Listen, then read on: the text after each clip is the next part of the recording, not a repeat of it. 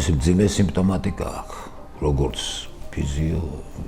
ფიზიოლოგიური, ასევე ფსიქოლოგიური ცხოდა ეშინია, მაგრამ არის ხალხი, ვინც მშრალად გადაუტანია, გაგიგიათ, ხო? ზოგი ჩაიკეტება სახში, ზოგი საწოლზე მიებმება, ზოგი ბატარეაზე და გადაიტანს. ნევის თამაში, ახლა პულსი, დატვირთვები, სითხის დაკარგვები და 1000 სხვადასხვა ფიზიოლოგიური მოვლენები, რომელიც შეიძლება ვერ გადაიტანოს მისმა ორგანიზმმა, თუ არ დავეხმარებთ ჩვენ. პირველი ეტაპი არის დეზინტოქსიკაცია, დეტოქს, რასაც ეძახიან. ეს დეტოქსიც არის ორნაირი, არის ულტრასწრაფი დეტოქსსაც მიმართავდნენ ზოგი და ჩვენთანაც სცადეს, მაგრამ არ გამოვიდა და ჩვეულებრივი დეტოქსი, ხო? და მეორე არის ჩანაცვლების მკურნალობა, როცა ადამიანი თანდათან ეჩვევა, რომ არ მიიღოს ნარკოტიკი. ეს გამოცდილი პრაქტიკაა მსოფლიოში.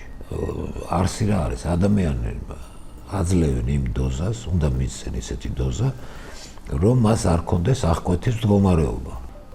ჩვენთან გამოვიდა ისე, რომ გვინდოდა კარგად, გამოვიდა როგორც ყოველთვის. ამით ძალიან ბევრი პრობლემები ეხსნება სახელმწიფოს. არ არის მოთხოვნა შავ ბაზარზე, ხო? წავიდა, დაალევინა ექიმმა, აღარ დაუწყებს ძებნას. მეორე, ამას ხო სახსრები ჭირდება.